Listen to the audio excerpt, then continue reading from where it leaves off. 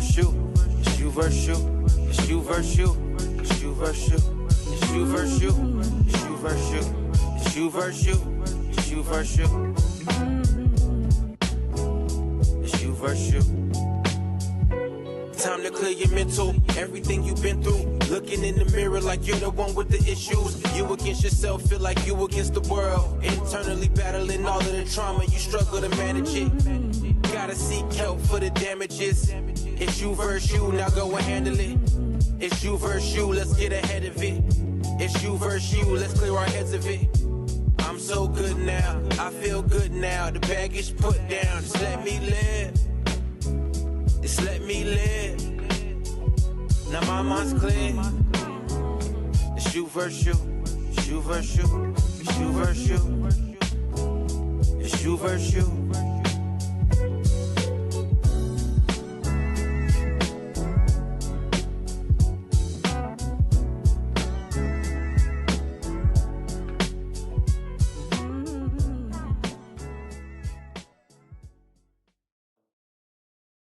Hey, what's up, everybody? I'm Saquon. I'd like to welcome you all back to a fresh episode of the You versus You podcast. I hope everyone had a wonderful holiday, time well spent with their family and friends, shrouded around love and light. Today, we're going to have a great, compelling conversation. Today's episode is entitled, What If It All Works Out? And the premise behind that title. You know, as kids, we start and we know. We don't even believe. We know. We have an idea and we say we want to do a thing or that we are a thing and we just have that. And no one can tell us anything any different. We have such conviction as children. Somewhere along the line, that gradual belief, that gradual sense of knowing is eaten away through phenomenological influences, epigenetic influences, socialization, assimilation, etc. So it's a subtle change, it's a subtle shift, it's a subtle transformation. And it turns into a fear based belief system, a lack belief system where we'll have an idea and immediately our inner critic shuts it down. We have a negative thought. We can't do this. I'm not worthy. I'm not enough, so on and so forth. So we want to talk about those, that the contrast in mindset there. And I have a great guest to have that conversation with. This brother I actually grew up with. We're from free lunch together, our formative years together. Grew up Poughkeepsie, New York. Brother Jimmy Stansfield. Hey Brother Jimmy, man, man. peace, Welcome to the brother. show, How you man. feeling? How you Thank you for feeling, having man? me, man. Oh man, amazing, man. Great, Absolutely, man. great. So how's life? Going well, moving fast, but searching for stability to make sure that it's longevity, build a legacy instead of just cruising through. I But it's love it, going well. man. That's the kind of time that you've been on for quite a few years now. And it's great to see. Sometimes I have a front row seat to it, Right. very seldom, but I can see it from afar via social media, and it's always great to see. Like everything, every initiative that you're involved in is positive. It's shrouded around positivity, Thank you. helping, uplifting the community. So I want Definitely. to publicly commend you for that from the Well, thank bottom you of my very heart. much. I appreciate that, man. Yeah. Absolutely, man. So what if it all works out, man? I want to talk about that. I mentioned in the introduction, you know, you and I, man, we from the town, man. Shout out to Right. Poughkeepsie, New York, Power Kingdom. That works. Yeah, man. Now you and I, we're products of public housing. Right. Um, you know, it's poverty, it's extreme poverty, if I It can is. dare say, but within the American context, right? So Right. it's first world extreme poverty. There are certainly places in the world where, you know, our concept of poverty would be Will be luxury. to them. Yeah. But again, within the American context, you know, we were certainly the lowest of the low. Still food deserts and all of that. We still live with us. Yeah.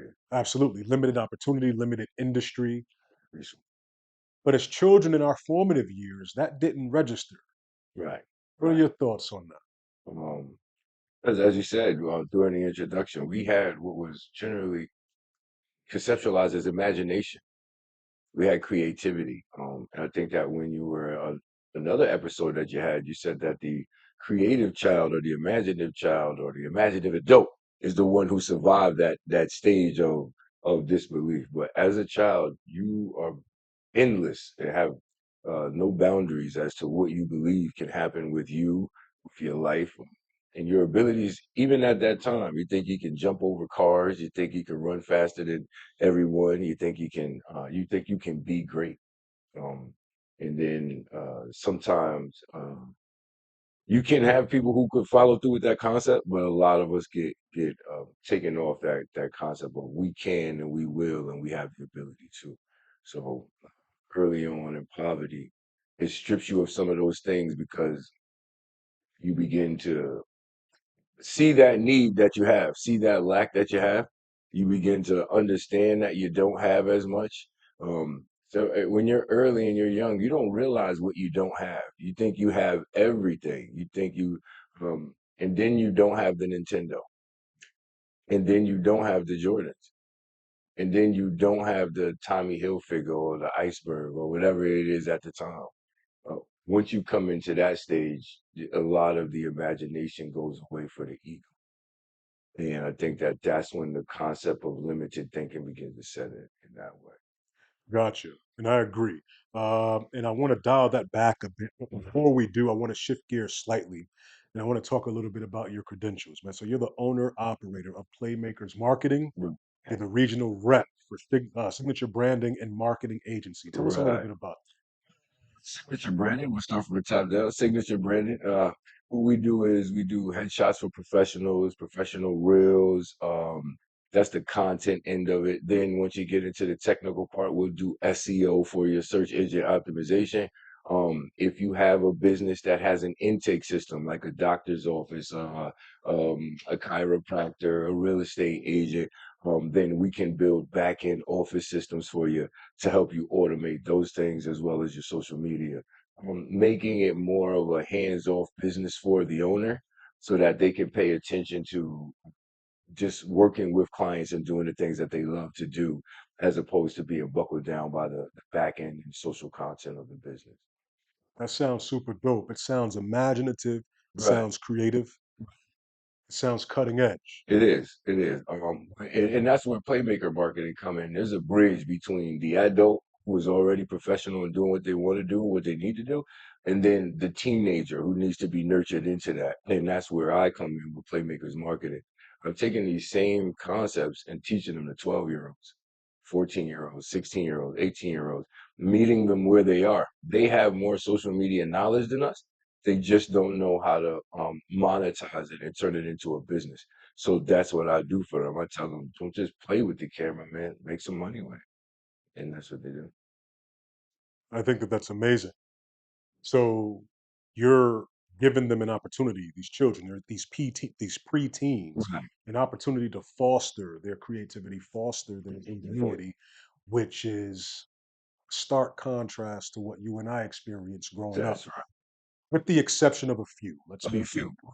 When I Right. talked to you briefly, you jogged back my memory. You said that there were 5 to 6 influential people growing up in the town Right. that pushed consistent positivity, They did. in addition to some experiences that you were able to have via Warren School, Right. Harambe, so on and so forth. So I'd like for you to talk a little bit about all of All that. right.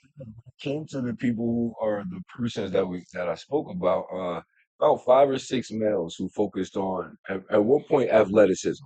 That's what got guys together. So it was the football coaches, the Dennis Deans, the Lees, the Coach Greens. These are also the guys who taught us self-defense through the BSRs and those other martial arts academies. And then there was the other creative aspects of Harambe and Catherine Street. Those places allowed us to express dance creativity, writing creativity, skits and acting. Those are things that kept our imaginations going. With the football gave us a level of camaraderie, teamwork, belonging, concepts that later on gangs would bring. Teamwork, camaraderie, belonging, those things. But initially, when those guys were presenting, and they also helped us to see the world. A lot of us didn't travel unless we were going to football games. So when Facts. so when we went to another city and had even just went to McDonald's, it was an experience to us to play the football game, see different types of people. And then when we win and we go to Maryland or we go to Pennsylvania or we go to Connecticut, we weren't going there, regularly. We Right. did that was our way of seeing a highway, seeing another town and having some experiences. So those guys were able to foster that belief, that self-belief. You guys can do it. You're better than everybody. Those are the things that they would tell us. You are better than everybody out here. And when you have a position where I had like a playmaker, you get some decision making responsibilities. You're not just going to be a quarterback that goes in there and does what we say. You're going to be an option quarterback. I'm going to give you the ability to think. We're not going to make up all of your plays. A lot of our plays came from the coaches, but a lot of them came from Madden football. We would be outside when we wasn't practicing the plays off the Madden, and then bring them to football practice and run the plays like we were the Madden players. But it was so much. It was just transitioning creativity, transitioning our free spirits into a team aspect and feeling good about it. And those were the central figures. And as those figures begin to decline or their roles begin to diminish, the funds begin to get pulled, the programs begin to close, that's when the streets opened up the doors, or those badder experiences came, because it was no longer those consistent figures there to keep us intact. And we kind of, I don't want to say, in our community, sometimes you phase out the program at about 12 to 13. It's no longer the 15, 16, 17, 8-year-old, 18-year-old male and female. They don't get a lot of direct attention based on their age group. They're still phasing out of the daycares, the after school programs, those ages at 12 years old, which is the middle school range that we spoke about. It's really a free for all. And I think that that's where the imagination begins to dwindle. And then the realities of life begin to set in. And then that's when the limited expectations become relevant. Very well said. But prior to that point, Hmm. to piggyback off of everything that you were saying, which I Right. agree with 100%, um, call it childhood naivety, right? But the audacity to believe that you can do anything, right? Right. Versus where we were, extreme poverty, right? Right. This was our environment, this was our tangible surroundings. Right. But how much of that is mindset, Yeah. given that, our predecessors, our parents, aunts, uncles, whomever was there, Hmm. they're stuck in this impoverished state, Right. but we're experiencing the richness of imagination, ingenuity, so on and so forth. So, how much of it is a difference in mind state? It really, I mean, they have already been trained, been beaten, they've been broken. They may have had an imagination, they may have had a dream. It didn't fare out. Initially, we didn't respond to those things. Primarily because we didn't have those conversations about the realities of finances. We didn't have those conversations about the realities of positions of life that we were really in. So when we had oodles and noodles, we just wanted to make sure we had our favorite oodles and noodles. We didn't realize that this was a meal that you're not supposed to survive off of this. Right. You see what I'm saying? When we were making waffles in the oven, we didn't realize we didn't have a toaster. We didn't pay it any attention because these are the luxuries of our community. Other people didn't have oodles and noodles. Other people didn't have waffles. So when we knew that we would go to the lunchbox and get free food, right? And now everyone is there. It's not like it's a bad place to go. It's not like we don't realize these are for the kids whose families have no food. We just thought it was where you go to get the lunch.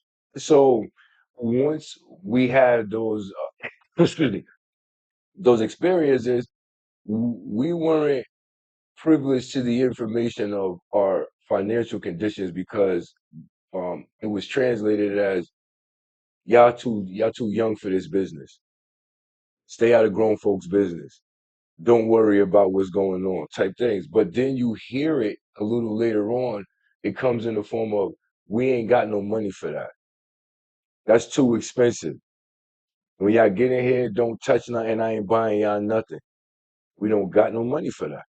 Then you start to understand we don't got no money for nothing.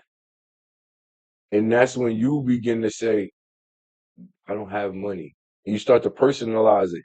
And that begins to break the spirit down a little bit because it's pinned up against who does have money. How much money do they have? What do the people with money have?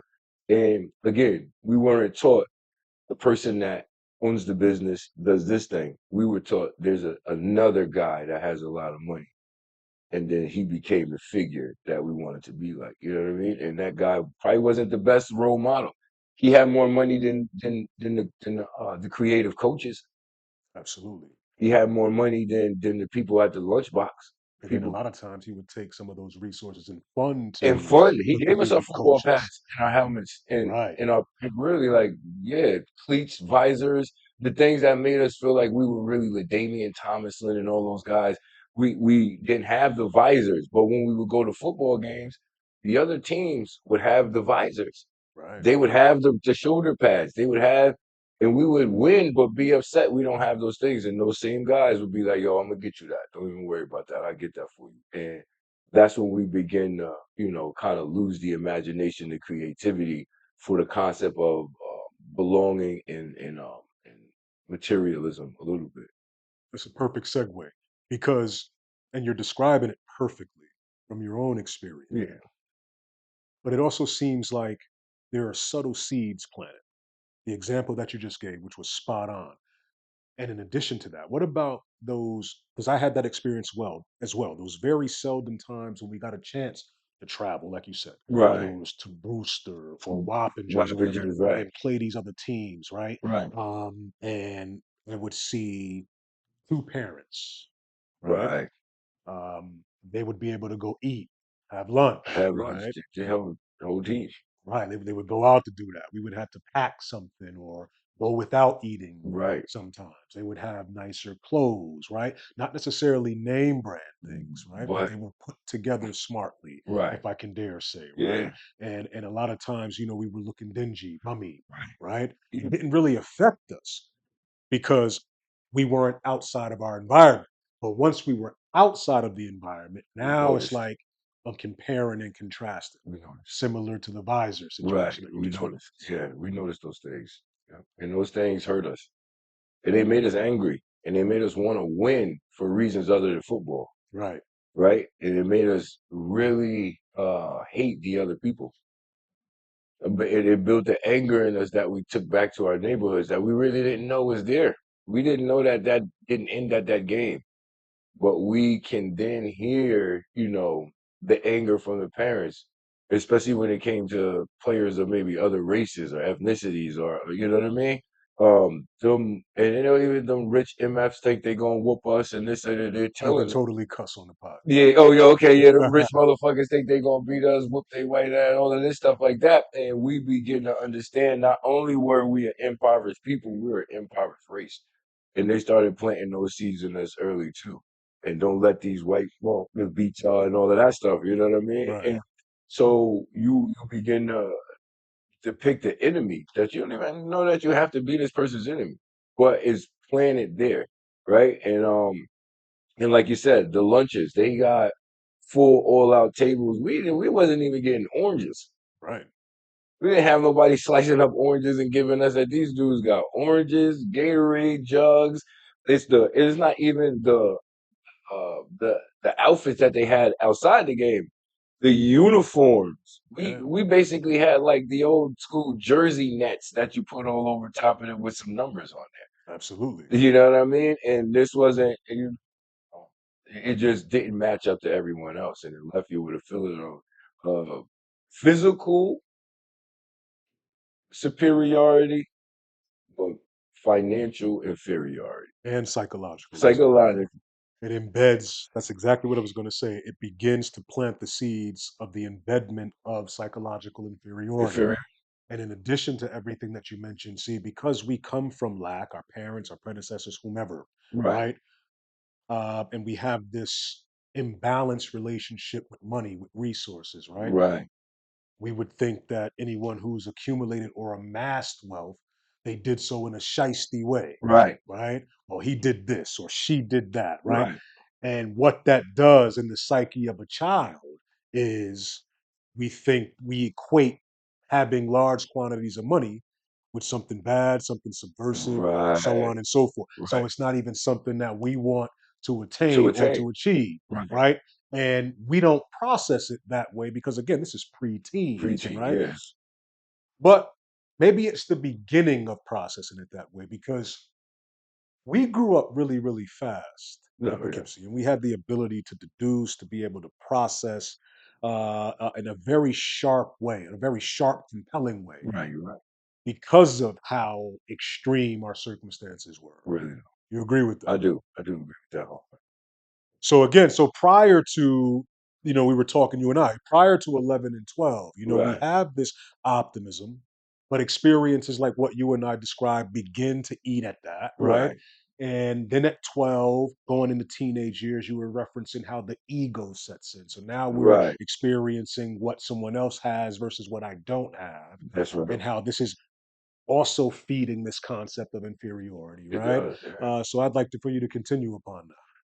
And, kind of reiterating some things early. So you would say, hey, I'm going into these 12, 13, 14-year olds now. You're having such an amazing experience at that age. The 50 cent pool was everything. You know what I mean? If you had the 50 cent or the dollar, we didn't even go to the pool that cost a dollar Yeah. because it cost a dollar. We went to the pool that cost 50 cents, right?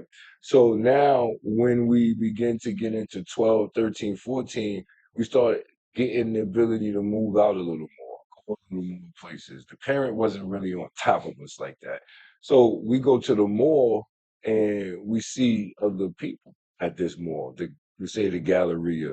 We travel with teams, we see other people, we see other things. We feel inferior every step of the way. This breakdown happens again with the men and the male gets broken down because they hear the other males being, if he ain't paying no bills, I got these bills, I got this, that, and the third. And those are consistent conversations. Y'all get out this house, you close my door, you running up the heat bill. Turn the TV off, you running up the electric bill. Don't be using all of this tissue. Don't be everything was like, yo, you only got a little bit of this stuff. Don't be wasting that food. It ain't gonna be nothing tomorrow. All of those things, yo, you after a while, that's all you hear is like every move I make is just is inferiority. Right? So now once you get to that 12, 13, 14 years old, there's other complex issues that step in. There's attraction to females at this point. And now you measuring yourself up against who she may like, what they may have, what you don't have, right? Now you're looking at students that first day they got the best new sneakers, and you gotta wait till next week to get yours after the check come, right? You feel inferior. Now you is the education point stand. It's still education, but now you begin to understand that you don't perform as well in school as others. Because in elementary school, everybody was on the same playing field. We were all in the same classrooms together. Teacher was your teacher for the whole year. You could connect with that person. That person can understand that your mother don't bring you to school on time. You don't sleep well at night. They're gonna give you some extra things to compensate because it's more of a relationship based thing. But once you get to middle school, once I got to middle school and the classes started breaking up and you became individually responsible for things. Now you begin to notice yourself as an individual, and that individualism creates the ego. And the ego is very fragile. So it can be either inflated with false ideologies of what's going on, or it can be deflated really quickly with over analyzing reality. Mm. And at that, Explain that. the meaning, yes, you don't have the Jordans, but you don't have to wear a $150 pair of sneakers. You can wear a $60 pair of sneakers that are built much better. Like, so I mean, like, you don't have to drive a Porsche.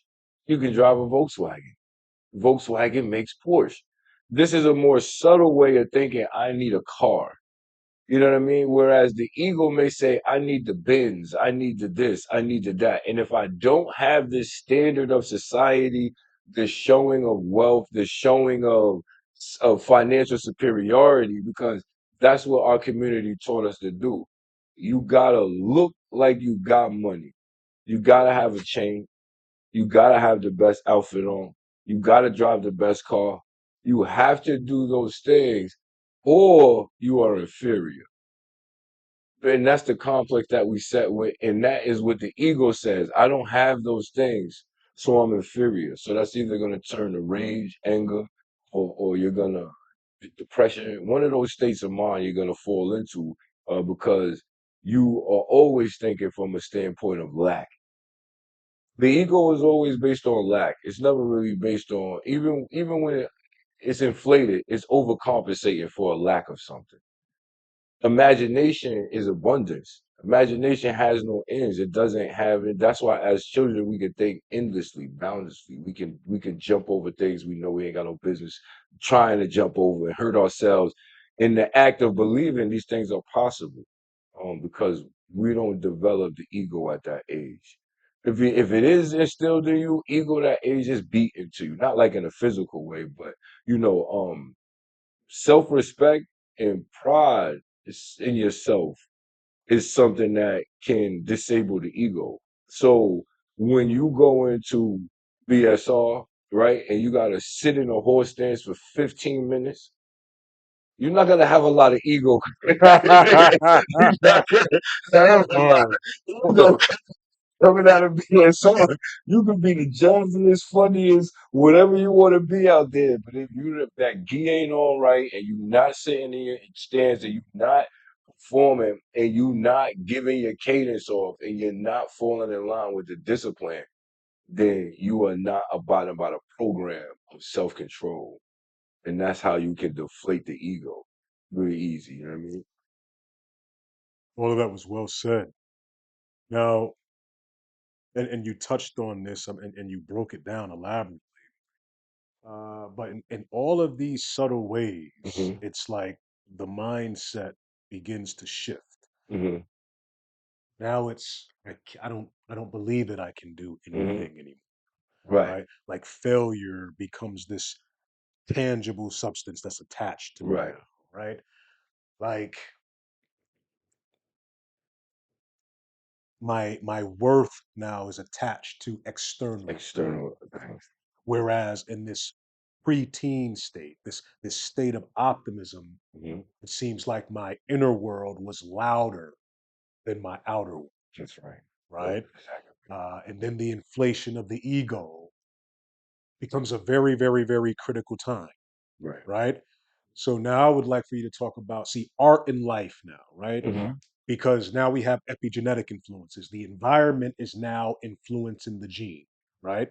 And then we also have phenomenological influences, right? Where we have certain phenomena, right? Because a lot of what's happening in places where we grew up is a Hmm. systematic design. Oh yeah. But before we get there, let's just stay with epigenetics, environment influencing the gene, Right. because we talked about this. So now, in addition to all of these feelings, what's exacerbating those thoughts Hmm. or completing those thoughts, providing picture frames, imagery to those thoughts. Right. Now we have media. Now we have the songs. Now we have Yeah. the images of Scarface. Now we got the Yeah. misogynistic rap. Now we Right. got the hustle culture, Right. right? And, Right. and it feeds that. Right. It became those other guys. It became the coaches. They became the coaches. It wasn't the physical football coach. It wasn't, it wasn't going to the dojo. And it wasn't the sensei. It was the rapper. And that's not to label hip hop in a bad way, but it was the most predominant showing of finances. It was the most predominant showing of growth. These guys are saying, I made it out of my neighborhood, but I had to do all of these things to get out. I had to sell drugs. I had to rob a couple people. I had to shoot and kill two or three people. That's what the song says. And so it becomes a path to success. Unknowingly, the path to defeat is seen as like, the path of destruction is paved like a path of success in our eyes. We don't have anyone that is talking as loud in the opposing manner. No one is saying there's not 15 radio play stations playing, brother, you are very capable of doing things without doing things illegal. Brother, very intelligent. Brother, if you read more, you can do more, you can see more, you can achieve more. Brother, you are actually sitting. So yes, you're in Poughkeepsie, New York, one of the most impoverished places in the area, right? But you are also steps away from Marist College, Vassar College, Culinary Institute or the Culinary Arts Institute of America. This is where chefs from all over the world come to be able to learn skills and then go, do amazing things, right? You're also sitting in a great crux of culture that you don't even realize why why the city is built up the way it is. We don't even realize that the train that used to come down Winnicky and it stopped over there with the bricks, the coat pocket where we used to walk through as a cut through to the projects, from the streets to the projects. The reason why there are three build on Winnicky Avenue, there's stacks of houses are 3 floors, and that's the only area that they're in there. The only area in Poughkeepsie where it's 3 floors is Winnicky, because that's where they had the West Indians. That's what they've been working on the railroad all night long. I've been working on the Jamaicans used to work on the train. That's why the Heritage Center is there.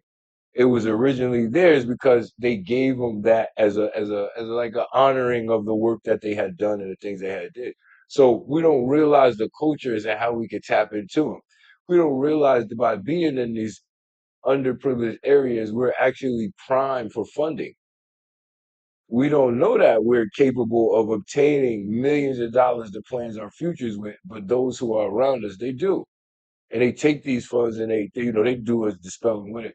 But there's no voice louder than the rap at that time. There's no voice. And then they gave us a succession of movies. And it wasn't just that it was us in our community, but we didn't have the resources in the others that could kind of help us to diagnose these things. Say that you're going to give me New Jack City, then you're going to give me Boys in the Hood, then you're going to give me Fresh. Now this is he's the younger guy. Now, not only can I be a drug dealer, I could be a 13-year-old drug dealer with kilos. That's what Fresh said. You know what I mean? So, and then the examples become real when your friends are 14, 15, 16, and they're already doing these things. And then the sneakers do become Jordans. And then they appear and feel like they're winning in life. And then if they go to jail, it's okay. Because when you go to jail and come home, we're gonna throw you a party. They're gonna celebrate that you went to jail. When you go to jail, they're gonna talk about you like you're the greatest person. Yo, the bro locked up right now. I can't wait till the bro touch that. It ain't the same without the bro. So, damn, I'm gonna be missed, loved, and revered if I go to jail. It's not like you want to, but you don't really have a problem with it because it's like It's not a bad it's consolation. not a bad consolation. Nobody's going to chastise me in reality. Nobody's going to condemn me. They're not going to stone me. So it's an option. That route is an option because not only will it give me a pathway to success, I'm thinking, or a rites of passage, I'm thinking, it also gives me validation here. I can further be validated. People notice me. It's a sad way to think, but you know the guy who went to jail more than you know the guys who graduated high school. You- So it seems like the impoverished condition, not even just the impoverished condition itself, but the lack, the Right. mind state of lack that is, I don't even want to say that that produces that, because I think that the mind state comes before the condition. But for conversation's purposes right now, let's just say it that way. The impoverished state and the mind state that produces, that lack, hmm sort of ripens the playing Oh field yeah. for all of what you're saying right now Yeah. to happen. It's conditioning, man. It's programming, man. And I'm not saying I'm not talking no high and high science. The government did this, that, and the third. I just mean, like we say, 13, 14, 15, 16. If you're not being pushed towards the next stage, at that stage, it should be career education. From 13, 14, 15, 16, you should be geared what's next. Right. Towards 15, 16, 17, 18, you should be hands on with what's next. Towards 17, 18, 19, you should be actively into what's next. These steps, these levels, this succession, that plan is no plan in place there. You know what I mean? There's no plan in place there for that age group, 14, 15, 16, 17, 18. And this is across impoverished communities, right? They're not just ours. So dealing with our experiences, it's the coach that saw you at 12, 13, at 9, 10, 11, 12. He can only say, yo, man, get off this block. He can't coach you. He's got to go back and get the 9, 10, 11, 12, and 13-year-olds. Now you become more of a, come on, man, why you out here like this, right? Now it's more of a, I'm not even gonna approach him anymore. You know, the player, the person, me, I'm thinking I'm not even, because he's not gonna give me a good from, and he's not gonna tell me I'm doing a good thing. And right now, I need to hear that this bad decision I'm making is good. So, and it's, you know, and you're absolutely right. So that lack mind state, because now it's instant gratification versus Right, delayed gratification, because that lack mind state produces a survival state. So this is fight or flight. We're in constant survival, right? right. Everything now has to be immediate gratification. I can't see 4, 5, 6. Well, okay, some can. If I quantify it, the vast majority, conservative estimate, let's say, dare say 85%, Yeah, that's what it's called. can't see That's what it delayed is. gratification, 4, 5, 6 moves ahead. Nah, We see immediate need.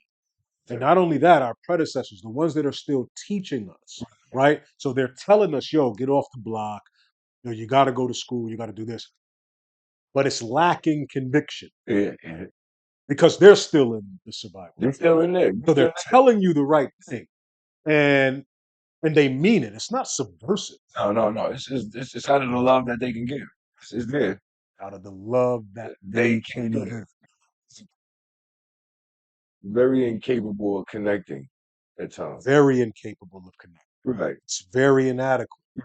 Right. And like you were saying a moment ago, so that's when, the rapper, uh, the movie star that's depicting a negative image, Right. that's when they become Right. those teachers, right? And it's immediate gratification. And during the time frame that you're describing, that 11, 12, 13, it's very critical because I can go back and recount certain experiences that I've had, and I can remember looking at my peer group, and I can remember seeing stark changes in several of them, where the innocence in their eyes, the optimism in their eyes was gone, Go home. and they became something different, whether it was assimilation, whether it was socialization, whether it was extreme lack. They thought They differently. go different. What they saw in their it was very different. Home, adult, bad at the time. It was real. Like, at some man, I mean, so we'll take those ages. Let's say we get to the 16, 17, like 15, 16, 17, right? Right. You got to take this. We go into school. You used to hang with a dude yesterday. This morning, he murdered somebody before school. Caught a dude riding on a bicycle and shot him. Killed him.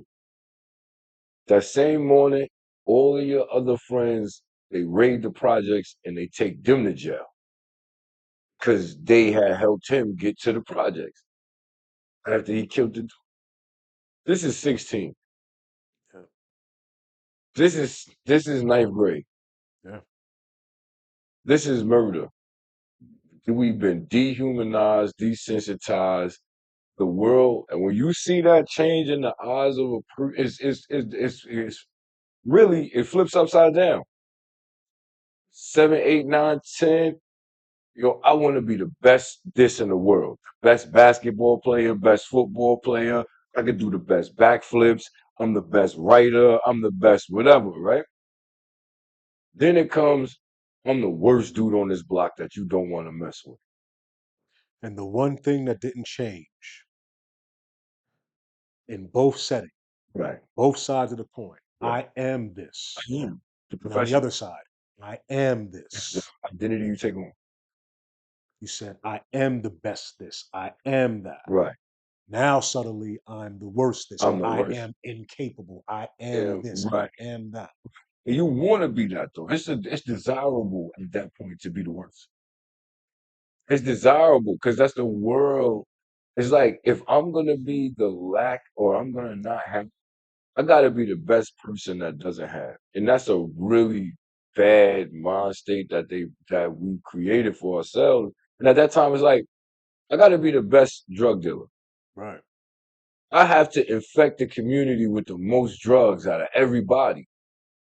I gotta take the most money out of everybody's houses. I gotta have everybody's mothers, sisters, and brothers on drugs. They all gotta buy from me. If you want to sell drugs to them, you gotta buy from me too. So when it comes to killing a community, I gotta be the biggest drug dealer killer there is, right? That's because that's what you're saying when it's like, I want to be the best drug dealer, right? When it comes down to the self-destruction, violence, murder, I gotta be the best killer out here. Everybody out here gotta know I'm capable of killing you. I could kill you. That's what they want to walk around with, not And with let's be clear, because at that age, in both of our life our experience, life experiences. like people were murdered that we know, like people were dead. Killed by people we So this was reality. don't.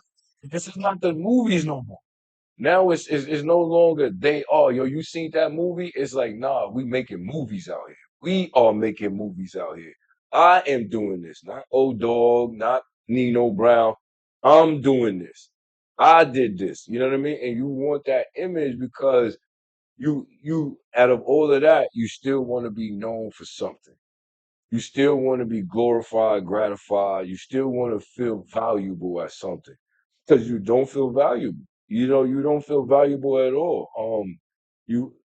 In the household, you don't really feel valuable if you don't bring in money because everybody in there is feeling like, yo, we all lack.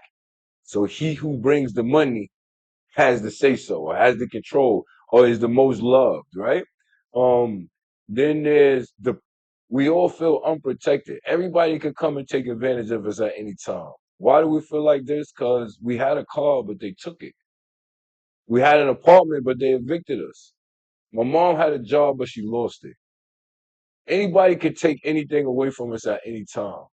So when it comes to wanting to protect your family, you thinking that with all of this. When it comes to wanting to protect your friend, don't matter if it's an innocent argument, man. I gotta be the best protector out here. And the only way I could protect, not through conversation, mediation, um, crisis management, conflict resolution skills, we wasn't given that. Emotional intelligence. Emotional intelligence, we didn't have those things. Only way to protect is to kill somebody. You gotta kill. You have to shoot them. And this is the mentality, man. I'm talking from my group in particular, and the groups that surfaced that area that I was in. You didn't do it. The group didn't even accept you. So now it's like, damn, the football team that turned into the gang, and Yeah. and if we don't, and winning is killing, and winning is breaking down the community. So that impoverished mind state, it just fosters so much destruction that when those buds and those impoverished seeds that was planted 7, 8, 9, 10, when they start to bring up thing, it's like a rose of death. It's just a lack of it's just the mindset can only be pulled away from you through times of isolation. As long as you submerged in it, it's not gonna change. Yeah. So and then you're a couple of years behind me, right? I So am. when I was there, it was mad drama, Right. right? And then in your peer group, your age group Yeah. rather, Right. what was the name? Like 252. We was 25 to life. 25 to life. And that's what we lived our life by. 25 to life. Like, yo, we are the guys who are gonna get 25 to life. That was the moniker. That was the that was the slogan. That was the I am of you. What you rapping? I'm 252. I'm 25 to life. And this is saying, yo, we loyal to each other for this amount of time, but that's not really what it's saying. If you talking anything into fruition, you talking 25 to life into fruition. So you take me, I did 14 years. Take my other friend, he did 15 years. Say my other friend, he did 25 to life. The guy that killed the kid on the way to school, he did 25 to life, right? Then the rest of us are dead. And this is before 20. So we didn't even make it to 25. You know what I mean? So it's like three of us. So you would have to say that we spoke everything we wanted to speak into fruition. We spoke it into fruition. Our handshake was like close to like looking like a gun shooting was our like handshake, right? Hmm. So you knew that the guys above us, they created exactly what they wanted to create. Mad drama. All they stayed in was mad drama. Everything about them was chaotic, even amongst themselves. It was just mad drama. And what they were telling us was, yo, y'all gotta step y'all game up. And what the game was, yo, y'all can't let nobody do this. They became the coaches. Yeah. And passed the ball. And the ball wasn't that, it was the guns, it was the drugs, it was the things that we believed would get us out of the neighborhood. We didn't believe that these things were hurting. These are the things, the only way I'm gonna get out of here is if I make enough drug money and kill enough people. I don't know how that became a math equation for success, but it did. So other people were around us, had other team names and things like that, but that's exactly what we personified. Just teenagers looking to get 25 years in prison. That's it. So, with that mind state, you're not you're not headed nowhere successful. You're not about to become the next, great mind of the world if you're running around calling yourself 25 to life. Not really. Do you think at that particular time, the mindset that you had, because it feels like there's dichotomy present, do you think that you were unreachable at that point? I believe so. I believe so. I believe you had to penetrate the ranks of the gangs to get to me. And that was all of us. We were all each other's friends and all each other's hindrance. Let somebody come back and say, yo, bro, I'm about to go to this program and they're gonna give me a job. I'm like, not going to no program. We ain't going there. We ain't doing that. We ain't doing that. Your individual thought about success hurts our team concept of negativity. We're not doing that. You're not about to do that. So we were all unreachable because we no longer look for outside influences to make us better. We kept the negativity within the circle and not just fostered and fostered and fostered more negativity. It's like you would never be able to. You got to change all of us to change one of us, and that was just impossible. That was impossible. You know what I mean? So I believe that we were unreachable at that point, each one of us. I mean, it's not like we didn't have parents. It's not like they wasn't going to Beulah Baptist. It's not like we didn't see the pastor when we went to the funerals. It's not like nobody wasn't giving us advice on an individual basis. But that 10 minutes of advice, that 5-minute talk, ain't nothing to this graveyard shift. I'm out here from 11 at night to 8 in the morning with the same 16, 17, and 18-year-olds. It's nothing you really talking about. And we all got guns. And we all got more money than everybody telling us not to do what we doing. You can't, and that's why with my program, that's what I stress. I don't really create programs where kids don't make money for themselves. I would never tell a kid, yo, come to my after school program, sitting here and work on a computer for 3 hours a day so you could build a future for when you're 19. He's never coming over there. There's too many people on the way to the program, leaving the program, texting him while he in the program that is telling him different ways to make money. So if you can't give him a small sense of instant gratification, but in a more positive and productive way, you got to show him that it's going to lead to success, or otherwise he's going to be unreachable like we are. You don't have what it takes to reach us. That's what I would, basically how we Now, if you don't mind me asking, feel. we can see how it's responsibility and accountability, it's individual choices, because Yeah. again, this is mental health, Right. right? But there are also epigenetic influences, right? Hmm. So we see how this system is designed to break and produce, to produce this. and break these children. The penal system. Right. How is it reinforced in the prison system? In the How is prison, that further perpetuated? I mean, in the prison system is the upside down world. So it's like it's everything is adversity. So first of all, let's start in the elementary school. I sit here, teachers over there in the opposition. And other coaches they learn in circles, Right. right? Where everybody is valued on the same level, the same premise. We talk to the central being. We talk to the universal aspect of everyone. Here is an opposition. So my teacher is authority, not really someone here to give me that grace, but someone to implement the series of beliefs that I need to have at that time, right? Right. So we get up. The structure is straight lines in the hallways, everybody up against the wall. Don't be running through the hallways. Keep both sides traffic, right? You go into middle school thinking and doing the same things, right? Just a little more in your bag. You go in there and to the morning, you're gonna get a tray at lunch.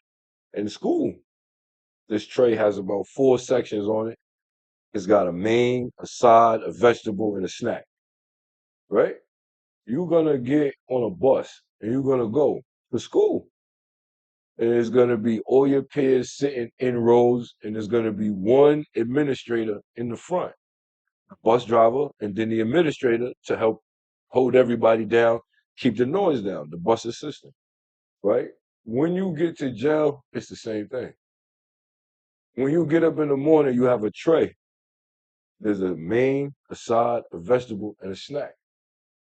When you are sitting talking to parole boards, you are here and they are over there in opposition. When you are on the prison bus, there's a driver and then there's administrators making sure don't nobody act crazy on the bus, right? So all of this is the same thing. The school bell, the school system, it was all built so that you would work one. So when the bell rings in school, it was to teach you that that's the time to move, just like when the bell rings at work. That was the Ford mentality of how they put the school system together, Ford, Rockefeller, so on. The prison system, it further perpetuates the same structure. It's still an institution, and then the people that inhabit it do the same. So when you're in prison, um, it's sets, it's teams, it's units, it's groups or whatever. But the general mentality is you gotta be the baddest mother thing in here. Or you ain't got nothing going on, right? If you don't have commissary money, you lack. If you lack, you're frowned upon. You don't got it. You bum ass. You wasn't doing shit in the streets. You ain't got no money. This, that, and the third. Still feeding you inferiority, right? If you have all the visits and all of if you have a bunch of girls coming to see you, you're the man. If you have a bunch of weapons that you got access to, if you could make a bunch of people move at your voice, if you could get somebody killed in here, you're the man. So it will harden you as a criminal. Also, you may not know any Spanish is people with a bunch of cocaine. You're gonna meet them in jail. You might have came from a little itty bitty hood where you don't know nobody that really got kilos. You don't know nobody that really got pounds of weed like that. I mean, all the time. Not just this dude got a load and he been good for 2 days and he don't got it. I mean, you meet them there. You don't know how to pull credit card scams. You found that out in jail. So it further perpetuates things for you. If you don't go in there prepared to leave out not being the same, you will come out worse. Not only will you come out worse, you're gonna come out full of things you didn't have when you went in there. Before you went to jail, you had regrets, but you didn't have resentment. Resentment grows in jail. You start to resent people that don't come and visit you. But why should they have to come 7 hours and because you made the choice to be a killer and do all of that, right? But you resent them. If a woman moves on with her life, you don't just gain a lot of brothers don't just gain a disdain for that one woman. They gain a disdain for women in general. They don't like girls at all no more. Not to say that they start liking the brothers, but they don't carry that same level of trust and respect that they would for a woman because they all their mindset is if I ever go back, she gonna do the same thing. He's programming himself to go back already, and he's preparing his relationships to go through it as well. I ain't messing with no chick like that because if I ever go back, they gonna leave you anyway. Yo, you can't trust these girls out here, bro. They gonna leave you the moment you ain't. You see what I'm saying? And then the conditioning of the general public that you going home to, they have a preset idea as to what you're gonna do. Recidivism rate states that you're gonna go back within 3 to 6 months.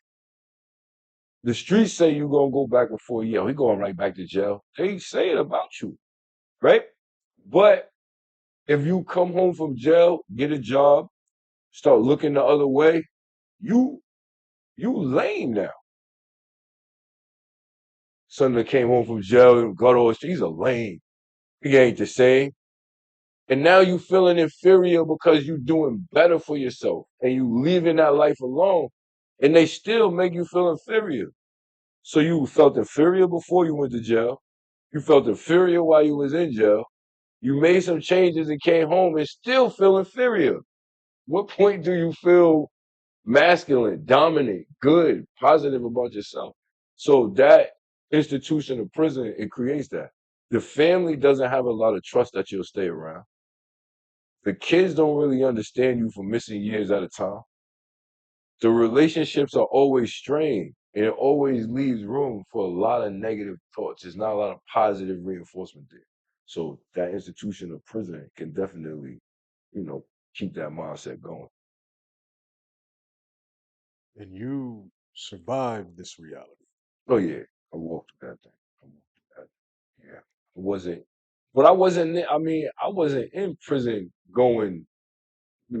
I wasn't in prison stabbing and killing people, man. That ain't my thing. Man. I'm not a stabber. I'm not a killer. I mean, they done hopped on me a couple times. I done hopped on them a couple times, but that comes with the territory of it, But I didn't get into jail and get into the bigger gangs, Bloods, the Crips, the all of that. That's not where my neighborhood didn't have Bloods and Crips before I went to jail. There wasn't no Bloods and Crips like that in Poughkeepsie in 1990 something. Right.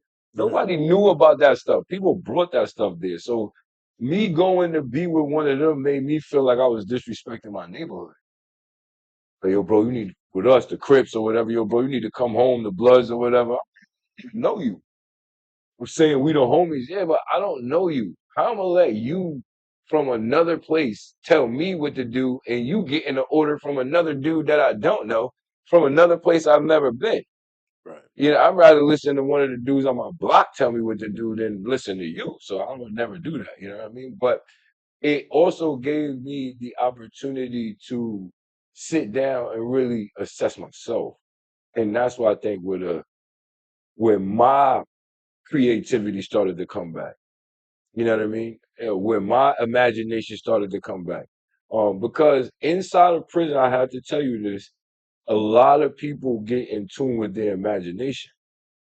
Again, and this is something that people may not understand, but if you are sitting in a cell in the middle of New York, Wisconsin, Florida, wherever you at, you don't have anything to do but imagine what you could have did, what you're gonna do, how you're gonna do it.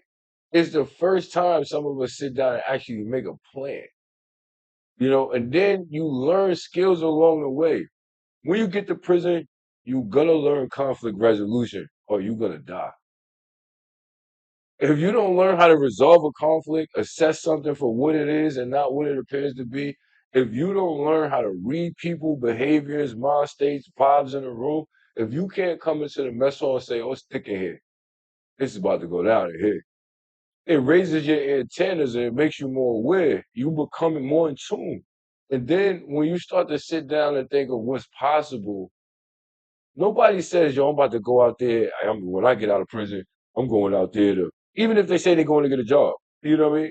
It's like, watch when I get out there, I'm going to get this job, then I'm going to get my car, then I'm going to get they start believing in that they can do these things. Yo, as soon as I touch down, I'm about to get it. Even if he think he's gonna go get 100 bricks, I don't know what he thinks, but he's thinking at a higher level of himself. He thinks that these things are very possible. That's why a dude come from prison, he'll shoot up into the atmosphere quick. You won't understand how Rollo could do 20 years and be at the top of the podcasting game. You don't understand how that could happen. You don't understand how these guys come from prison and turn into millionaire rappers, turn into millionaire business people, don't it? Because these dudes have harnessed energy for 10, 15, 20 years at a time, and they release that energy. If it stays focused, it has nowhere to go but the ceiling. That's all they thought about was the being the best at whatever it was going to do. And that's a return to creativity. Is the penile system designed to break your mind? No, I say that because you don't have to go to the box. You don't have to be involved in those things. You don't have to be involved in anything that you don't want to be involved in, right? Is the breaking your spirit? Yes. Your mind? No. A lot of dudes learn how to read in prison. A lot of dudes learn how to conceptualize, strategize, make a plan, set a goal. There's is not only people, there's not only classes in there that help you do this. There's also people in there. There's dudes that are doing 30, 40, 50 years that want to tell you, yo, don't come back in here. You know what I mean? And want to tell you what they did wrong. I don't think it's designed to break your mind. Can it break your mind? It will. It break your spirit. It break a lot of other things first. Um, but this is how I feel about any building in the world. It doesn't really matter if it's prison. Like right now, you know, we could come here and we could go anywhere in the world. And let's just, for instance, um, one day there's a grocery store. It's a Walmart. It's full, it's fluid. Everybody's coming through there, they're buying food. Business decision is made. We're going to take this Walmart, shut it down in 2 months, and turn it into a school. In 3 months, it's not longer functioning like a Walmart. It's functioning like a school. So the people make the building what it is. So if you're in a place where you're with people who aren't trying to lose their mind, they trying to gain something out the experience. They trying to make sure they don't come back. They trying to have brothers around them that's well equipped.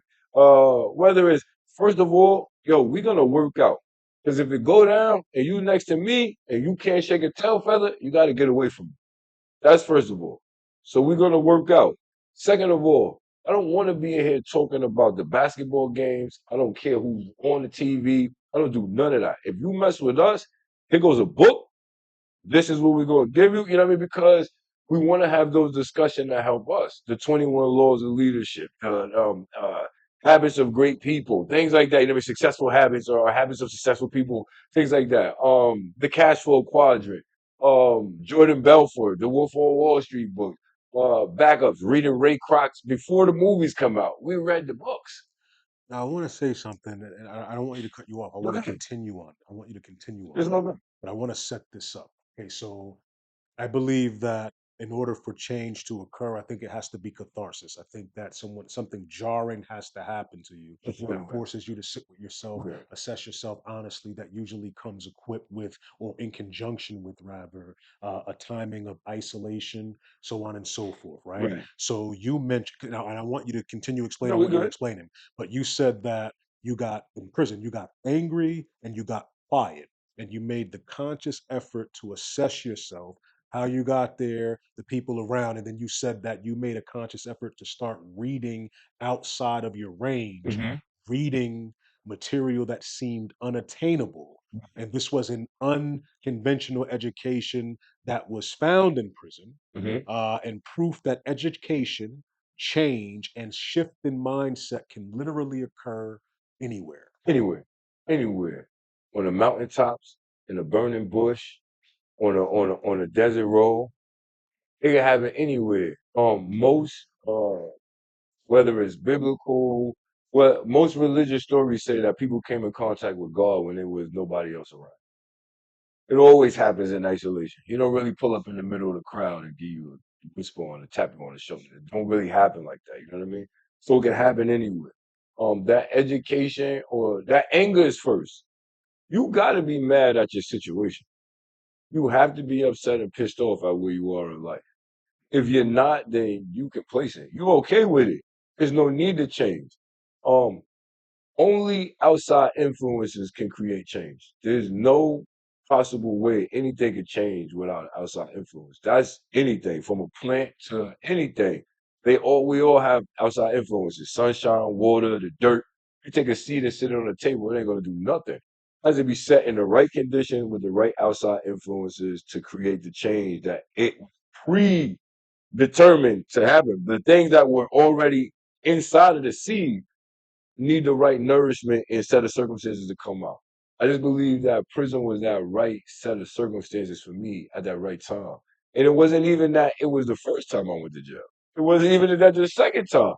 It was the time that I got mad. Like, yo, bro, I'm really throwing my life away right now. And that's where it's like, how do you stop doing that? And then, as we said, you take on, if Nino, Old Dog, the block guys I knew, the drug dealers, if they were my idols in a way, the things I looked up to, then maybe I need to change what I look up to and I'll change my direction. And that's when that unconventional education came in. It was like, you're gonna be in the prison library. Is a double XL, right? And then there's a science magazine, American Science or something. There's a Source magazine, and then there's a Wi-Fi magazine, right? There's you got sex magazines, and then you got, other trade related magazines, things that show what's gonna be coming, what's going to be happening, the way the world is going to change. Tech-based magazines, things you don't even, you're reading tech-based magazines, but you don't have access to a computer, a phone, or anything, right? So it takes, this is the realm I'm going to exist in when I get home. I'm going to exist in this realm. This is where the greater of the minds play. This is where the creators and innovators of the world, they're here. You know what I mean? The trending rapper is here, but Elon is here. You know what I mean? And Jay-Z's here, yeah, yeah, but Ray Kroc is here. And then you got Tupac, yeah, but Jordan Belfort is here. And these are, you got to start to think, well, who would I rather be? Who would I rather go down like? Biggie and Pac or Elon, Jordan Belfort, and all of these other guys, you know what I mean? And that's where it started to take on, what does it what has to happen for you to be you? The next level you, what has to happen? Well, first of all, I got to do away with the things that instant gratification was the number one leading force of what you wanted to do in the streets, right? That's what we're saying. I gotta get this money right now, right? All right, let me change that up first. Because if I could fight that, then I could get the room to do a lot of other things. You know what I mean? Now it goes from, let me get this money right now, to, yo, let me build something that lasts. Now the structure of your ideas change. The way you put them together, the thinking for longevity, it all goes into, you know, getting away from who you were, where you want to be. But that outside influence is definitely the environment of prison, and then the internal influence is the anger and the regret. You don't want to be doing this all your So the light always shines in the darkness. life. There's only So one even way. in this environment, the opportunity to make choice is still present. Oh yeah. You just beautifully broke that down. This type of book, you got that type of book. Right. And you were making different choices. And in the making of those choices, it's like we're reintroducing ourselves to the concepts of responsibility and accountability. That's real. And then coming to the awareness or the realization that I haven't been responsible and That's accountable. simple. I have. That's real. So assessing that, having the strength to sit with yourself and come to that conclusion, you should be commended for that. Thank you very much. It's real talk. Then you set intention. And intention equals intensity and sincerity. That's real. And it sounds like just from you talking in those moments, you became incredibly sincere. And your ironclad mindset had a level of intensity to it that, yo, I am not going to be in this situation Ever ever again. again. And to me, the most cathartic moment in your story is when you told me that it's at this time that you started to tell yourself again that you can do great things. And then I asked you immediately after that, how long had it been since you last told yourself that you can do great Like things? like 15 years. It's been like it was And like how crazy is 15. that? I'd That's like you to crazy. talk about that. It was 15 years before I felt like could do something great again.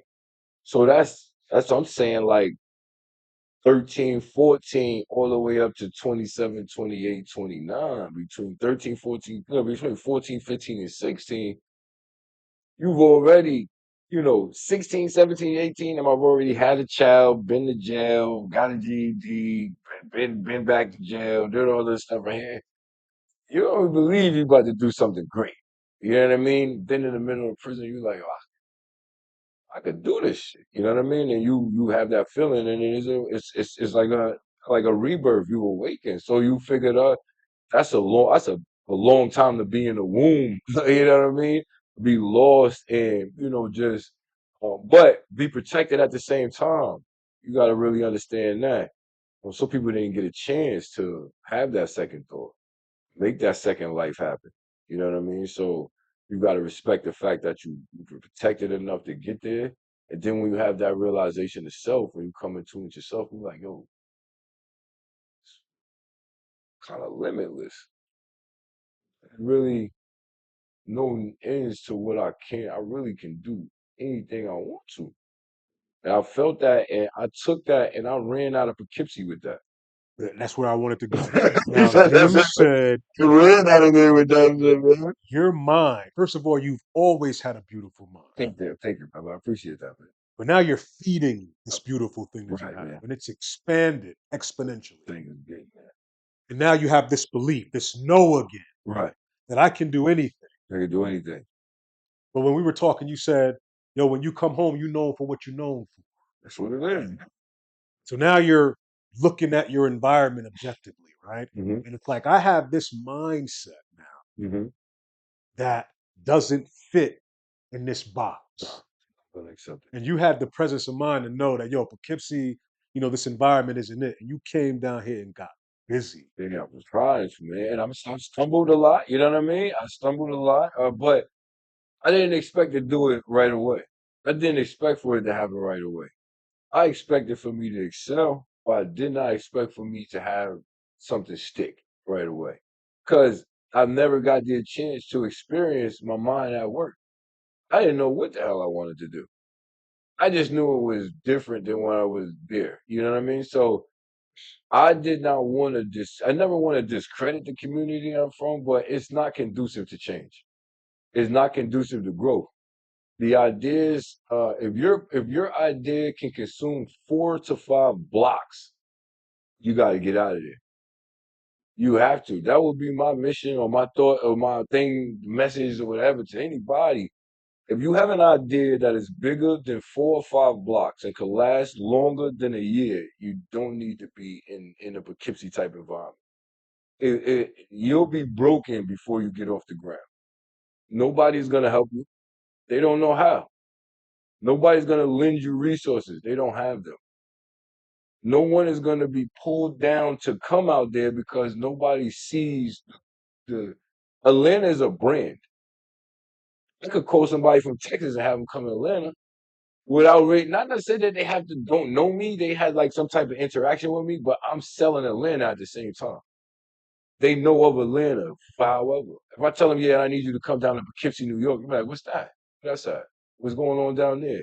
Hey, let me take a look at Google. Ain't nothing happening down there, homie. So that's why I say, yeah, if you have an idea, I mean, this is not just a Poughkeepsie thing. This is if you come home from prison and you want to do well, when they say change people, places, and things, they really mean that. You got to change the people you be around and the people you think about. Right? That's what we spoke about. You got to change those people in your mind. Who is so and you know when we get to that part, I'll let you in the playmakers book, like the playmakers mentality is about Just run with it now. Go ahead. oh yeah, so it's about the play so the playmakers mentality is the book I'm dropping at the beginning of the year, and it's to help. It's really for the brothers. It's for the brothers because we all had the same. It's so crazy. No matter how far distant we get away, there's some sports reference we can all connect with.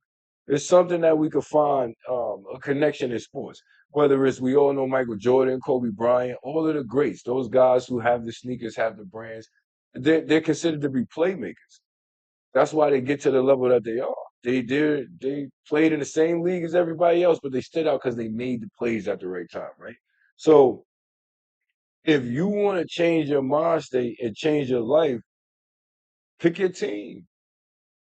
Who would be on your dream team of whatever field you're going in? My dream team of business would have a starting five and then 4 follow-ups, 4 subs.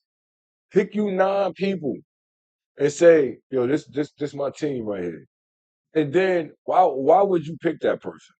Maybe it's strategy. Maybe it's the speed of his business. Maybe it's his tenacity with business. Maybe it's his ability to close a deal. Maybe it's his ability to get a deal going. You got to see what those strengths are because as a coach, you got to put together a team that not only has a playmaker, but works cohesively. So when you see these are the greater strengths of these guys, okay, those are the things that I'm going to embody. That's what Kobe would take Mike Jumper and don't give a damn. And then go there get Hakeem to tell him how to do the spin and won't care. And then go get Tracy McGrady to tell him how to do the hesitation with the jump. Because I want to take the greatest assets from the greatest players and embody those. And and you can't stop me. I got everybody's best move. I'm the Shang Tsung of the game. How you say what's his name? No doubt. Yeah, I got everybody's best move. But that's the mentality you gotta have. And if you can think about other people, respect what they do and how they do it, that's already the ego is gone. I'm already admiring what you do. I'm already admiring how you do it. I'm already not idolizing, but definitely, monitoring how it's done and taking that as a finer point of doing it. Your mentor. Yeah, mentors. And that's where the ego is can't take a mentor. It can't take one. You know what I mean? But creativity wants to be nurtured. So creativity is what goes to the mentor and says, yo, man, I'm trying to do this. Tell me how to do it. You see what I'm saying? It's trying to bridge the gap between imagination and reality. That's when you understand you need help to bring these things into reality. And it sounds to me that that's what being a student is, as opposed to this type of compulsory education that you were describing Oh earlier, yeah. which sit in a row in an authoritative setting as opposed to a circular setting Right. where we're establishing authority, so on and so forth. You're teaching me something that isn't stimulating, right? Right. So the idea of being a student, in addition to the lack and all of the limited beliefs that we grow up in that's encompassing our environment, Mhm. the idea of being a student, isn't fulfilling. It isn't conducive. It isn't feasible, People right? think that. But realigning with this type of mindset Mhm. now, being able to pick your own mentors and pick your own team You and can. have your starting 5 and 4 subs, Mm. if I'm hearing you correctly, it kind of seems like, yo, that kind of makes you want to fall in love with figuring things out. Oh yeah, man. And then and like I teach my children now, I tell them, don't just listen to things, man. Ask people what it is, right? This is the education system, right? So we walk through what is education. Do people actually know what education is? And I say this sometimes on my lives. I try to continuously repeat it. What you receive in school, as you say, is not education. The education comes from the root word educe. It means to bring something out of somebody. So you can never give me another book that can bring something out of me. You have to work with me, understand who I am, what I'm capable of, and then attempt to pull that out and it give me the resources to nurture that. You know what I mean? What you're getting in skills are the basis of school is really the basis of communication, how to read, write, reading comprehension, those things. Now you take those and you go get an education. You go find the things that can help you to draw out of you what you want. And when you get a love of a game, there's no more better ways to, there's nothing better than winning, right? But what's a win though? You know, if I go down here tonight, I gotta go down here. I got Dreamy Hair Care. I gotta go down to Dreamy Hair Care. I gotta close a deal to build their affiliate marketing program. I got a now the owner's got 1 million followers. And she's a rapper, got plenty tracks going on, TikTok doing all of these things.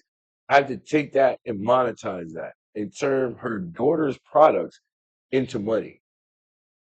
That's a hell of a game. Hell of a game. You got to get in there and you got to compete. Who am I competing with? I'm competing with Paul Mitchell and every other hair grease and hair bundle person out there or whatever. Man, that's a multi-billion-dollar game. But I think that even before, you're right, it's a multi-billion-dollar game. But I think it's an even more impactful game before it becomes that game It is. because it's service. And you know what? You know you do? You take it and you make a play a game they never played. And my game is I compete with people who don't do anything for my community. And I'm being honest with you. And I'm gonna say that like this. I say this because I mean there are plenty of Girl Scout chapters, right? I never seen a predominant Girl Scout chapter in my neighborhood in Poughkeepsie. I didn't really know of any, right? But I always say, yo, man, they got these girls out there hustling cookies on the block. That's all I ever saw, right? That's all I registered with that, right? They got them out there hustling cookies on the block. So I said, well, how does the money work? Girl Scout cookies has nothing to do with Girl Scouts. Two different businesses. Girl Scout cookies ain't even a brand. What it is a white labeling of another cookie. What the heck is going on here? Well, what if I had black business owners or business owners in my community, white, black, Spanish, whatever they all from my hood, it don't really matter, right? What if they were to have products and then I can build programs where teens can sell their products, help the business grow, help the teens make money, learn business, how to promote this stuff online, utilize social media in a good way. The young lady showing hair grease, she ain't shaking a tail feather. She ain't, on there shaking her butt or whatever. She's showcasing a product made from someone in her community, how it works, what it does, how it helps her, and she's living off of that. I think that's the game I want to play. You know what I mean? And that's why I work with businesses that have products or have services that directly affect the community. And then I teach the teams the skills to help those businesses grow. You know what I mean? Because as I work with businesses, I'm learning there's a disparity in careers. Trucking, there's a disparity. HVAC, there's a disparity. Just got with one guy, they do barge uh painting and so they're the guys who put the sealant and the coating on the naval ships and on the yachts and on the cruise ships. These guys are making hundreds of thousands of dollars Mm. and their education costs less than going to Dutchess Community College or it costs less than that, man. And come to find out, we don't get access to that. We don't even know we didn't even know you could put the coating on the side of a yacht. We ain't never even seen a yacht. Yeah, I'm this summer, I'm gonna have the kids in Miami. That's what they're going to do. They're gonna go down there for a week or two. They're gonna learn that. You gotta be about 18. So it's gonna be like the 18, 19, 20-year olds. But you go down here, Miami, Orlando, Tampa, all of these places where boats, yachts, and all that, you get the education from the particular school that they got down there. And then you get to work, man. And you know what I mean? And that's where you gotta be, that's the game. Cause ain't that gangbanging? Absolutely. Ain't that taking people from your hood and making things better? Absolutely. Ain't that running with a team and impressing things on their lives? Ain't that building a legacy? Won't there be a code in which we talk? Yeah, when you're a doctor, you got a jargon that only doctors talk. When you're a lawyer, you got a jargon that only lawyers talk. When you're painting boats and ships and barges, you got a language only you guys talk. When we're doing SEO, there's a language that only I would talk with people who do SEO because they will understand what I'm saying, right? So yeah, we got our own codes, we got our own words, we got our own rules to live by. I mean, everything the game could give you, I can give you. Just put some money in your pocket, keep you out of prison at the same time. So that's the game. That's the game. And you know who your enemies are. Your enemies are the same dudes who would take those same dudes and put them in the streets. So that's why when you have like people doing the rap now, it's like fuck the streets. That's one of the movements. And then the other movement is the drop your flag movement. Imperative that people put energy into pushing those things as opposed to pushing the latest drill song. You know what I'm saying? Because that's the shift in the mind state across the internet. Nobody never used it to stop that yet. You know what I mean? And my thing is, if I get enough young brothers making money and doing things, I mean, how I could start a trucker company any day. You know what I mean? If I get enough young brothers making money and doing things, they gonna perpetuate it themselves. They're gonna make it keep going themselves. You know what I mean? I'm pretty sure the first dude that started the Bloods and the Crips don't know nobody now. It's beyond his control. You see what I'm saying? It's beyond his control. But we have the ability now to not only create new sets of mind states or create new opportunities, we can actually we can do what they did to us. I got I got enough cameras, money, and opportunities to put 50 dudes on camera talking about the right things. And I could make media move the same way they can. I could blow, not right now, but in about 2, 3, I could blow 100,000 on ads. I could make the same moves. I know how Trump runs his political campaigns because all I gotta do is just scrape the internet, grab his links, see where they ran their campaigns, who they targeted with that. So I know how to run a political campaign online. So if we wanted to move the unit and we wanted to make a move, we could make a mass move online and generate the currency that we wanted to in the back end. But so I'm saying change is inevitable and it's going to come. And at the same, it's there. We don't have the same strongholds that we had before. The rap game isn't predominant like that no more. The movies, they don't exist no more. Everything's short form content. You got control of whatever you want people to hear, say, and do. So build the most concrete things you can build, and then just use the internet to spice them up and broadcast them. And that's what I saw when I was in prison.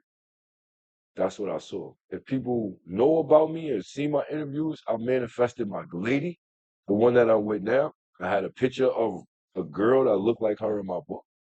I manifested Atlanta. Every plan I made was for Atlanta. I never made a plan for Poughkeepsie. I was there for like a couple months till I got off parole. I was coming down here on 45-day parole passes while I was on parole.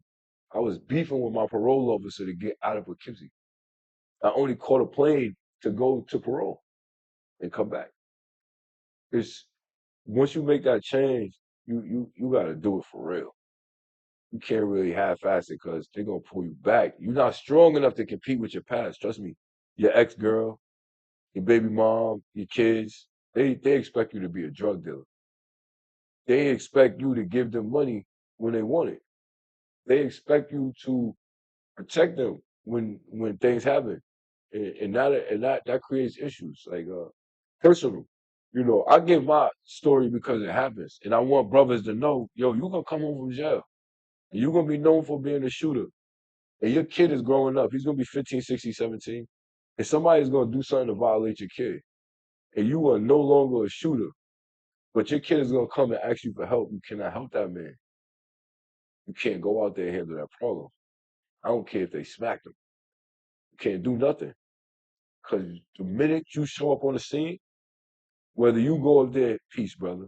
Um, my name is Muhammad Abdul Akbar. He don't give a damn what it is. He know you as Killer Mike, and Killer Mike is coming over here in a protective mind state to talk to me about something that I did to his son. He's not gonna accept who you are. He just knows the big bad wolf is coming to see about his son, and that'll get you murdered, man. And you ain't have no intentions but to go over there and handle things. But that's what they want from you. That's what they want you to be. They want you to be the wolf that can protect them They want you to be the wolf that could provide for them, and they want you to be basically a rich people pleaser. That's what drug dealers are. They're rich people pleasers. And lastly, champ, what are you grateful for? I'm grateful for. I'm grateful for. I want to put this in the most clear and concise way, man.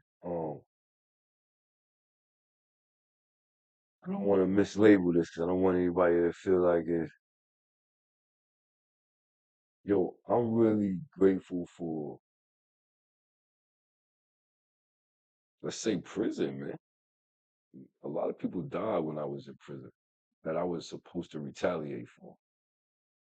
A lot of people made mistakes while I was in jail that I was supposed to be there to save them for.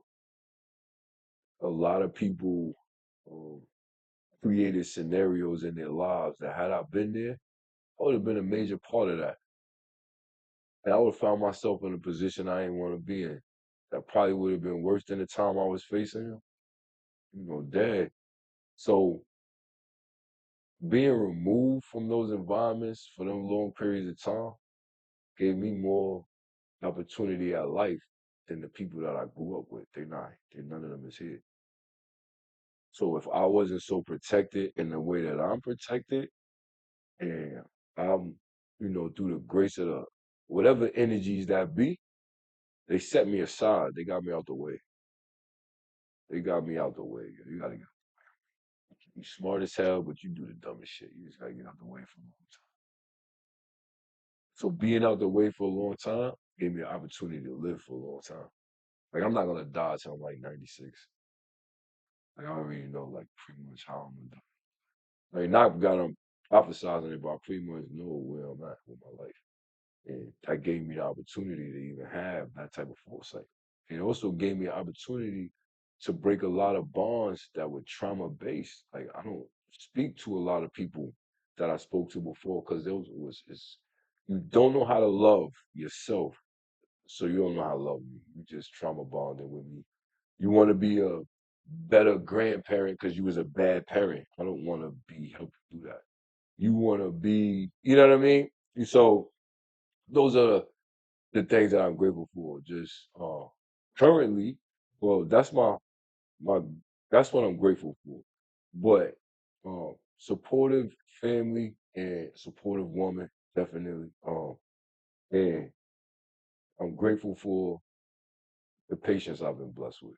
Like, um, I expect a lot of myself, and I get very anxious, and I even get like a little down if if I don't win. If I don't care about failing. Failing is nothing to me, man. I'm down to fail every day because that is the work. I mean, failing is the easiest part of the game. I don't even know why people get hung up on it. I'm grateful for my lack of respect for failure. I don't really respect failure like that. Like it's not detrimental to me that I fail, but that I don't fail. I want to win, but I don't care about failing. So my grateful things are I'm grateful for my experiences in prison. I'm grateful for the family I have now that I've built myself, not the trauma bonds that I was connected to.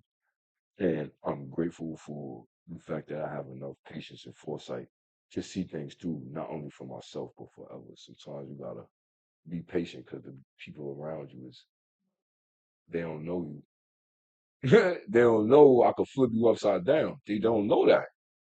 They don't, you know what I mean? You don't know that when I'm telling this little brother don't go do that in the streets is because if you under my watch and something happened to you, you may gotta treat it like somebody did something wrong to you. You know what I mean?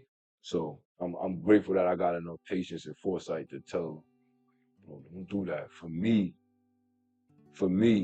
because I'm your mentor, but at the same time, if they saw you with me and disrespected you the way that they think that they can, I may try to tell them that that's not a good thing to do while you're around me. You know what I mean? So I needed the patience to be able to tell myself, nah, work from a different angle. So those are the things that I'm grateful for. Well, I'm grateful for you, champ. I'm grateful that you graced the platform with your presence and shared your compelling, insightful, inspirational story. I'm grateful that you were able to do a 180 in your life. I'm grateful that you were able to be strong enough to experience catharsis, right? And then go on that subsequent journey to regain your childlike curiosity. I'm grateful that you developed a sense of service. I'm grateful that you developed a relationship with gratitude. I'm grateful that you were able to build a great family. I'm just grateful for the man that you are, man.